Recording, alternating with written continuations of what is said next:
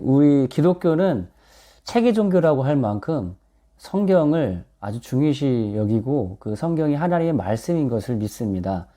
근데 이 성경이 어떻게 만들어졌고 또 성경이 어떻게 어떤 방식으로 우리에게 하나님께서 우리에게 말씀해 주시고 또 이 성경을 어떻게 읽어야 어떤 방식으로 읽어야 우리가 바르게 하나님의 말씀을 하나님의 뜻을 이해할 수 있는지 이런 부분들을 여러분들과 함께 차근차근 함께 나눠보도록 하겠습니다. 먼저 성경은 영원한 베스트셀러입니다. 이 성경이요, 구텐베르크에 의해서 이 인쇄술이 발견되면서 대부분 중세시대 때 프린트됐던 그 저작물들, 인쇄물들의 대부분이 성경이었는데 그때부터 찍혀지고 그때부터 정말 많이 전파되었던 이 성경이 지금까지 추산으로 한 50억 권에 가깝게 프린트되고 나눠졌을 것이다. 그렇게 추정을 하고 있다고 합니다. 그만큼 성경 안에는 사람들에게 다른 어떤 책에서도 경험할 수 없는 하나님을 성경을 통해서 우리에게 알려주고 있기 때문에 이 성경을 통해서 변화된 그 역사는 이 교회의 역사 속에서 엄청난 많은 스토리들이 기록이 되어 있습니다. 독일뿐만 아니라 로마도 그랬고요. 독일, 그다음에 노르웨이 모두 다 문명화되지 못했고 굉장히 야만적이기까지 했던 영국까지도요. 그런 곳에 성경이 들어가게 되면 그 성경에 담겨져 있는 하나님의 생명과 능력이 사람을 변화시키고 그 사회와 그 나라 민족을 변화시키는 이러한 역사는 우리 한국에서도 구한말 시대에 일어났었던 것이죠. 그렇게 많이 읽혀지는 이 성경은 크게 구약 그리고 신약이라고 하는 두 파트로 나눠져 있는데 구약 39권, 27권에서 총 66권의 책으로 구성되어 있습니다. 이 얘기는 무슨 얘기냐면 성경은 단순히 한 권의 책이 아니라는 거예요. 66권의 각각의 책이 하나로 모여진 어떻게 보면 도서관과 같은 그 영어에 그 우리가 바이블이라고 하는 이 단어가 라틴어 비블리아에서 나왔는데 그 의미가 책들이라는 거예요. 도서관에 많은 책들이 있는 것처럼 66권의 책들이 모여서 한 책을 이루었기 때문에 성경 안에는 다양한 저자들에 의해서 나타나는 다양성과 그리고 하나님이라고 하는 그런 주제를 중심으로 하는 그런 통일성이 공존하고 있는 그러한 책인 것이죠. 그래서 40여 명의 저자들이 1600여 년의 기간 동안 이것이 쓰여졌기 때문에 물론 배경은 이스라엘입니다. 이스라엘과 이스라엘 그 주변의 나라를 중심으로 해서 그 성경은 기록이 되어 있어요. 왜 그런가 하냐면 제가 이 언약이라고 하는 그 내용에 대해서 여러분 설명했을 때 충분히 말씀드렸지만 하나님이 그 많은 민족 가운데서 많은 사람들 가운데서 아브라함을 택하셨고 아브라함의 후손인 이스라엘과 언약을 맺으시면서 그 언약을 통한 그 스토리가 구약 신약의 내용이기 때문에 주가 되기 때문에 그 배경은 이스라엘과 그 주변의 나라들이 됩니다. 성경은 우리나라에 대해서 기록하지 않고 있고요. 미국에 대해서도 기록하지 않습니다. 성경은 분명한 이스라엘 중심의 스토리다라는 것을 우리는 기억해야 돼요. 그래서 어떤 예언사역자들이나 이런 분들이 한국에 대한 예언, 미국에 대한 예언하면서 성경을 이제 인용할 때 우리가 주의해야 되는 것은 이스라엘의 언약의 관계 속에서 나타나신 하나님의 그런 어떤 속성과 원리를 통해서 볼 때 우리 미국이든 한국이든 하나님이 심판하신다, 하나님이 이렇게 말씀하신다라는 것을 말씀하실 수 있지만 성경에 특별히 나와 있는 이 부분이 바로 미국에 대한 얘기다, 한국에 대한 얘기다 라고 적용하는 것은 여러분 경계해야 될 필요가 있는 것입니다. 성경은 이스라엘을 얘기하고 있고 이스라엘 주변의 나라들에 대한 이야기다라는 것이에요. 그렇게 다양한 저자들에 의해서 1600년에 거쳐서 이게 쓰여졌기 때문에 그 이슬람의 코란은 모하메드에 의해서 그 한 사람에 의해서 그 시간에 그 사람의 인생의 기간 동안에 자기 자신이 계시를 받았다고 해서 이렇게 쓴 것이기 때문에 얼마든지 조작도 가능하고 얼마든지 자기 마음대로 쓰는 것이 가능했을 수도 있죠. 그런데 성경은 1600년이라는 기간 속에서 이스라엘의 각기 다른 지역에서 40여 명의 저자들이 썼기 때문에 그들이 조작을 할 수도 없는 것입니다. 하나님의 음성을 알아들을 수 있었던 그런 이제 선지자들에 의해서 하나님이 주신 계시와 그 음성을 따라서 기록해 놓은 책이 그런 책들을 모아놓은 그것이 바로 성경이다라는 것이에요. 그래서 성경은 다양성과 통일성이 존재하는데 예를 들어서 구약 성경 같은 경우는 역대상하 그리고 열왕기상하 모두 다 이스라엘의 역사의 스토리를 담고 있잖아요. 그래서 왜 열왕기상하를 다 읽다가 또 역대기상하에서 똑같은 내용을 또 반복해서 또 이렇게 읽어야 되나 해서 굉장히 이제 지루하기도 하고 그런 것들을 이제 겪기도 하는데, 여러분 열왕기상하나 역대상하나 똑같은 이스라엘 역사를 담고 있지만 저자적 관점이 틀립니다. 열왕기상하는 선지자적 관점에 의해서 하나님이 보기에 이스라엘 백성들을 선지자에 의한, 그러니까 그들의 죄를 언약에 불신실하고 하나님이 아닌 우상을 숭배하고 하나님을 떠난 것에 대한 그것을 지적하고 하나님께 돌아오게 하는 그러한 선지자적 관점에 의해서 열왕기상하가 쓰여졌기 때문에 그 다윗 왕일지라도, 그렇게 선왕일지라도 그의 어떤 죄나 치부를 아주 적나라하게 기록을 하고 있죠. 그러나 역대상하 같은 경우는 선지자적 관점이 아니라 제사적 관점에 의해서 이스라엘 백성들의 그 먼저의 시작부터 아담 때부터 해서 족보가 쭉 나오죠. 한 9장, 10장까지.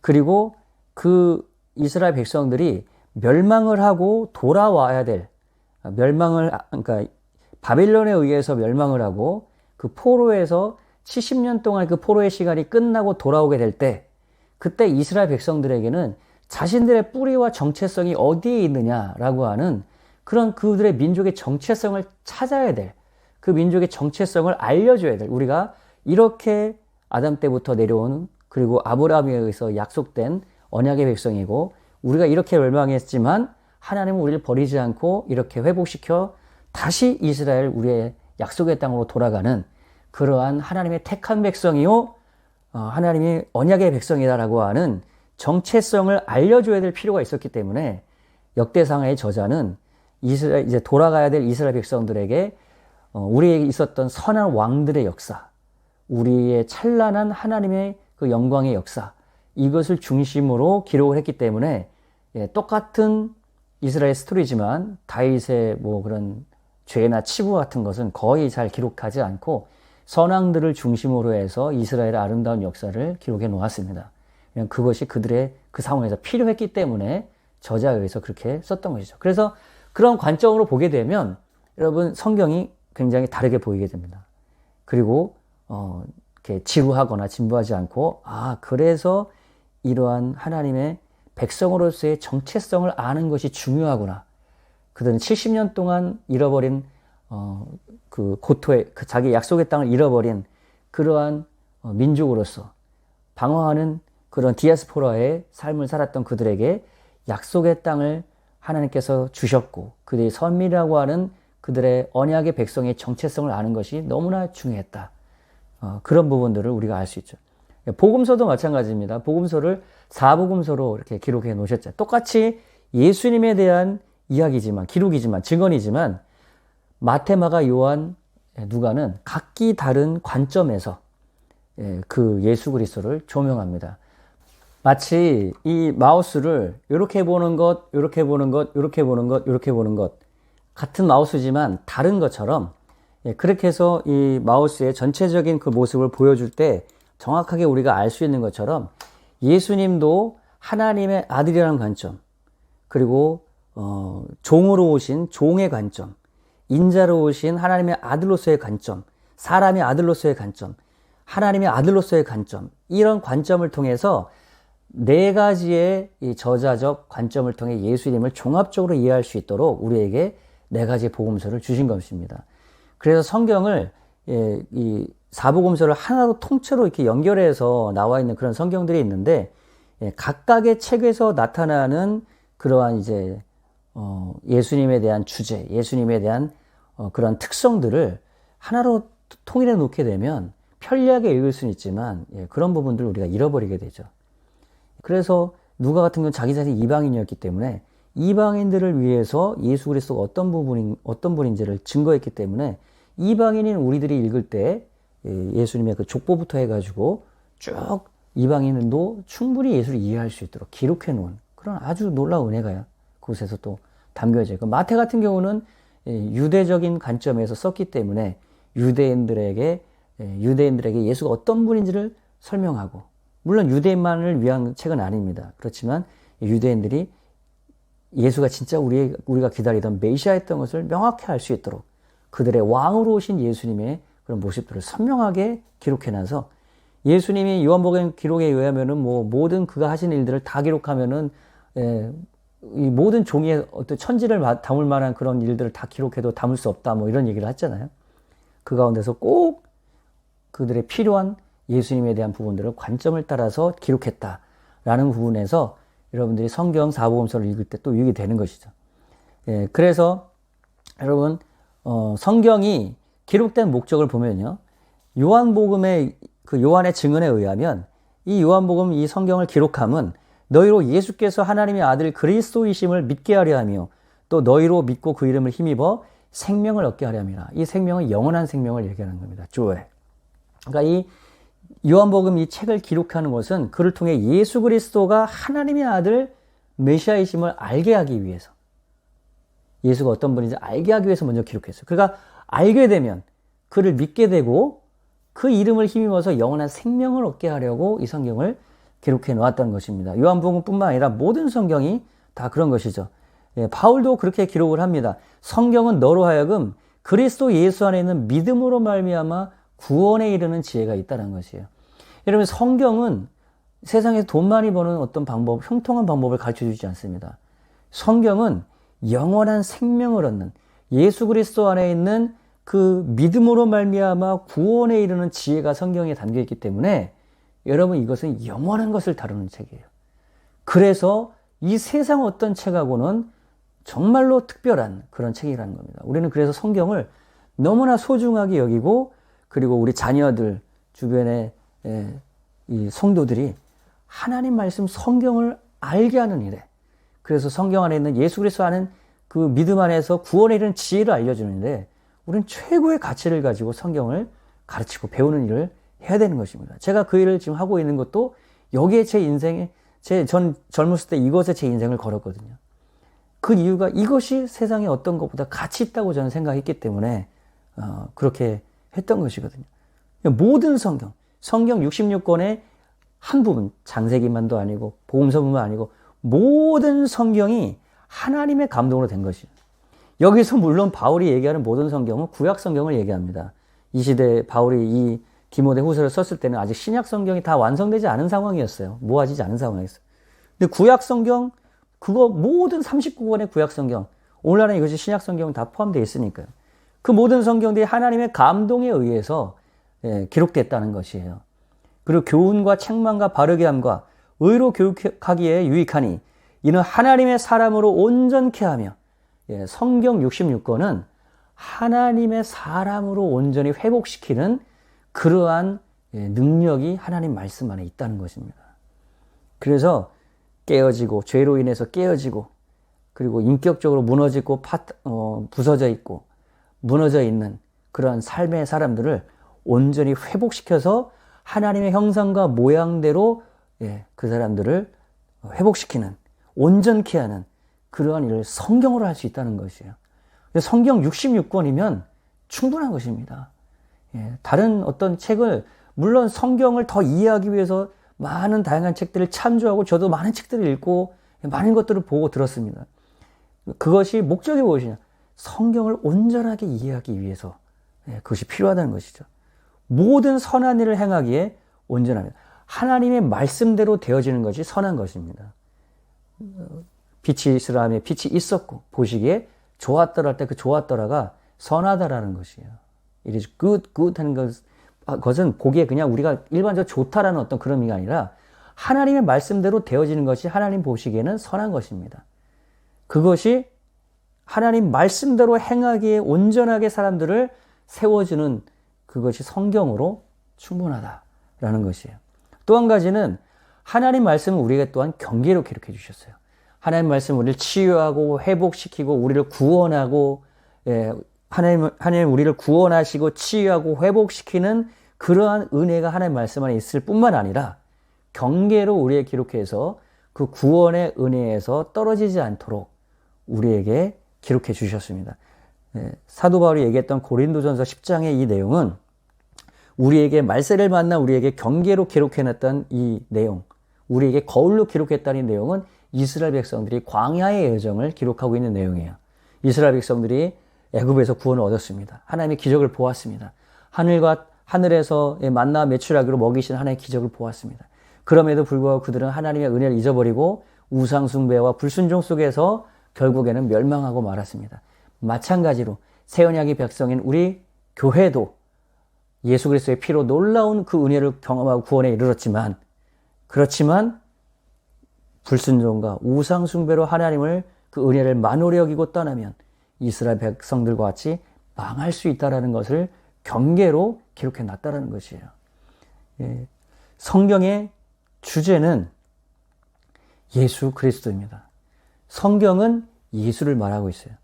예수님 자신이 증거했습니다. 너희가 성경에서 영생을 얻는 줄 생각하고 성경을 상고하거니와 이 성경이 곧 내게 대하여 증거하는 것이다. 성경은 이만희를 증거하지 않습니다. 성경은 이 세상 어떤 교주를 말하지 않았습니다. 성경은 예수 그리스도를 증거하고 있다고 했어요. 그래서 여러분 구약 성경 39권을 봐도 여기서 말하는 성경도 예수님 말하는 성경도 구약 성경 39권을 말하는 겁니다. 구약 성경 어디를 봐도 요즘 성도는 구약 성경 잘 안 보잖아요. 근데 구약 성경 어디를 봐도 그 안에 예수 그리스도를 말하고 있다라는 거예요. 장차 오실 메시아 예수를 선지자들은 증거했습니다. 그래서 여러분 성경을 볼 때 예수 그리스도를 중심으로 성경을 보는 것을 우리는 기억해야 됩니다. 구약 성경에는 오실 메시아를 증거했어요. 창세기 3장부터 여자의 후손으로 메시아가 오실 것을, 구원자가 오실 것을 얘기하셨죠.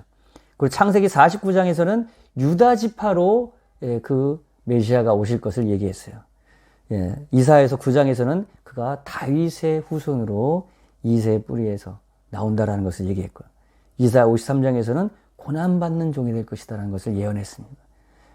미가서에 메시아가 베들레헴에서 태어난다고 말씀해 주신 대로 예수님은 아우구스투스가 세금을 모으기 위해서, 세금을 걷기 위해서 인구조사를 했을 때 요셉과 마리아가 베들레헴으로 가게 되는데, 그때 이제 베들레헴에서 예수님이 태어나심으로 이 말씀을 또한 이루게 되는 것이죠. 그래서 구약 성경은 이뿐만 아니라 수많은 선지자들의 글 속에서 오실 메시아를 예언하고 있습니다. 예수님 자신도 말씀하셨어요. 율법이나 선지자나 폐하러 온 줄로 생각지 말라. 폐하러 온 것이 아니요 완전케 하려 함이로라. 진실로 너에게 이르노니 천지가 없어지기 전에는 율법의 1.1획이라도 반드시 없어지지 아니하고 다 이루리라. 여기서 말하는 율법이나 선지자가 바로 구약 성경을 얘기합니다. 율법은 모세오경, 그리고 선지자 대부분의 모세오경을 제외한 대부분의 그 글들이 다 선지자들에 의해서 기록이 되었죠. 그래서 율법이나 선지자, 이 글은 또 이제 누가복음 24장 같은 경우는 율법, 선지자, 시편에 기록한 글, 이렇게 이제 기록이 돼 있죠. 이것이 구약 성경을 얘기하는 겁니다. 구약 성경이 얘기한 모든 것들을 내가 폐하러 온 줄로 생각하지 말라는 거예요. 폐하러 온 것이 아니라 그것을 완전하게 만들기 위해서. 무슨 얘기냐면 구약 성경에 얘기했던, 약속되었던 그 모든 것들을 다 완전하게 완성시키기 위해서 예수님이 오셨다는 것입니다. 메시아가 오시면 죄를 도말하실 것이라 새 언약에 약속하셨죠. 예수님 오셔서 십자가에서 죄를 도말해 버리셨죠. 요엘서에는 말세 때 성령을 주시겠다고 하셨는데 예수 그리스도를 통해서 성령이 임하면서 그 말씀을 이루시게 되죠. 율법 1.1억의 모든 것을 다 완성시킨다는 거죠. 이룬다는 말은, 텔레오라고 하는 말은 다 완성시키다는 거예요. 율법에 약속된 모든 것을 이룬다는 것입니다. 그래서 여러분 성경을 읽을 때 구약 성경의 스토리 속에서 약속된 메시아, 그 약속을 이루겠다고 하신 그 선지자들의 글들이 어떻게 예수 그리스도를 통해서 완성이 됐는지 우리는 그런 관점으로 성경을 봐야 된다는 거예요. 구약 성경엔 완성되지 않은 약속이 많이 기록되어 있습니다. 새 언약 성경에서는, 새 언약 신약에서는 그 모든 것들을 다 완성시키시죠. 근데 우리는 새 언약의 백성으로 완성시키고 이루신 그 은혜 안에서 살고 있기 때문에 우리가 구약을 볼 때 새 언약의 관점에서 바라보고 해석할 줄 알아야 된다는 것입니다. 아브라함과 언약 보겠습니다. 구약 성경의 창세기 8장 9장에는 노아와의 맺은 언약을 통해서 하나님이 다시는 홍수로 이 세상을 멸하지 않을 것이라고 말씀하셨습니다. 노아의 언약을 통해서 이 홍수로 다시는 멸하지 않을 것이라면서 세상을 하나님께서 생명과 그러한 그러니까 하나님께서 생명을 공급해 주시면서 메시아가 오실 수 있는 모든 환경과 요건을 주시겠다고 약속해 주셨던 거예요. 그리고 창세기 12장 BC 약 2000년 전 경우에는 아브람이라고 하는 한 사람, 바벨론에서 우상을 숭배하고 있던 수많은 민족들 가운데서 하나님이 아브람이라고 하는 한 사람을 택해서 불러내서 그와 언약을 맺습니다. 내가 너로 큰 민족을 이루고 내게 복을 주어 내 이름을 창대케 하리니 너는 복의 근원이 될지라. 땅의 모든 족속에 너를 인하여 복을 얻을 것이니라. 그러니까 하나님은 아브람이라고 하는 한 사람을 택해서 이를 통해서 모든 나라와 민족의 사람들이 다시 하나님 품으로 돌아오도록, 다시 하나님의 나라의 은혜의 그런 회복을, 그리고 하나님 나라의 그 생명을 그들에게 허락해 주시기 위해서 아브람이라고 하는 한 사람을 그 은혜의 통로, 채널로 택했다는 것이에요. 그래서 이 말씀이 어떻게 완성이 되냐, 새 언약에서 모든 족속이 너를 인하여 복을 받으리라 하였으니 그러므로 믿음으로 말미암은 자는 믿음이 있는 아브라함과 함께 복을 받느니라. 여기서 믿는다는 것은 예수 그리스도를 믿는 믿음을 얘기하는 것이에요. 예수 그리스도를 믿는 믿음 안에서 우리가 아브라함의 후손이 된다. 그래서 아브라함의 자손으로서 아브라함에게 약속했던 그 약속이 우리에게도 이루어진다는 것입니다. 아브라함의 후손인 이스라엘 백성뿐만 아니라 우리가 이방인이지만 예수 그리스도를 통해서 아브라함의 후손에 우리가 접붙여져서 그렇게 하나님의 은혜에 동참하는 자가 되었다는 것이에요. 500년이 지난 약 BC 1500년 경에는 이스라엘 백성들이 이제 아브라함의 후손인 이스라엘 백성들이 시내산에 이르게 되면서 거기서 하나님이 이스라엘이라고 하는 민족과 한 국가와 하나님이 언약을 맺으시는 거예요. 아브라함의 그 언약이 이제는 그 후손인 이스라엘 통해서 확장이 되는 겁니다. 한 사람을 통해서 모든 열방이 복을 받게 하겠다는 그분이 이제는 한 민족, 그의 후손인 이스라엘 한 민족을 통해서 온 열방이 복을 받게 하시기 위해서 하나님은 이스라엘을 구별해 내셨다는 거예요. 그래서 너희가 내 말을 잘 듣고 내 언약을 지키면 너희는 열국 중에서 내 소유가 되겠고 너희가 내게 대하여 제사장 나라가 되며 거룩한 백성이 되리라. 하나님의 소유 삼고 그리고 제사장 나라, 하나님을 예배하는, 그리고 이 세상을 통치하는 제사장의 나라로 삼아서 하나님의 소유된 거룩한 백성 삼아서 하나님을 열방의 빛으로 이스라엘 통해서 하나님 아는 지식과 그 영광을 나타내기 위해서 하나님이 이스라엘을 택한 것이에요. 새 언약인 백성에게도 동일하게 얘기합니다. 베드로후서 2장 9절에 오직 너희는 택하신 족속이요 왕 같은 제사장들이요 거룩한 나라요 그의 소유된 백성이라고. 이제는 이스라엘뿐만 아니라 새 언약인 백성인 교회를 향해서도 우리가 왕 같은 제사장이요 거룩한 나라며 소유된 백성이라는 것이에요. 우리도 온 열방의 빛으로서 이 어두운 세상 가운데 있는 사람들에게 하나님이 어떤 분인가를 보여주고 예수 그리스도의 그 빛을 나타내는 그러한 사명이 교회에게도 있는 것입니다. 그래서 중동 땅에 온 나라와 민족의 그 중심이었 땅에 이스라엘을 세우고 열방의 빛으로 그를 사용하려고 했던 그 하나님이 이제는 여러분이 우리가 살고 있는 모든 지역, 그 여러분의 지역 사회와 그 나라와 민족에서 그 모든 주변의 사람들의 빛으로 제사장 나라로 하나님의 소유된 백성으로 삼아서 하나님의 축복과 그 생명을 여러분을 통해서 흘러내보내기를 여러분을 그 일을 위해서 여러분을 택하셨다는 것이에요. 축복의 통로가 되게 하셨다는 겁니다. BC 1000년도 경우에는 다윗과 하나님께서 또한 언약을 맺습니다. 너의 나라, 이제 너의 위라는 것은 너의 보좌죠. 네 나라가 내 앞에서 영원히 보존되고 내 위가 영원히 견고하리라. 다윗의 그 나라가, 다윗의 그 보좌가 영원하다라는 것이에요. 이 말씀을, 이 다윗과 맺은 언약을 완성하고 이루기 위해서 예수님은 다시 이 땅에 재림하시는 거예요. 일곱째 천사가 나팔을 불매 하늘에 큰 음성들이 나서 가로되 세상 나라가 우리 주와 그리스도의 나라가 되어 그가 세세토록 왕노릇하리로다. 그리스도의 나라가 영원할 것이라는 거예요. 다윗의 후손으로 오신 그 예수 그리스도가 그 다윗의 보좌가 영원할 것이라고 하는 그 약속을 이루기 위해서 예수님이 이 땅에 다시 오시고 그의 보좌를 세우실 것입니다. 예수 그리스도의 보좌, 그 나라가 영원할 것이라는 것이에요. 예, 마지막으로 새 언약입니다. 새 언약은 BC 600년 경우에 이런 놀라운 약속과 언약을 받았지만 그들은 우상 숭배와 불순종으로 하나님을 버렸습니다.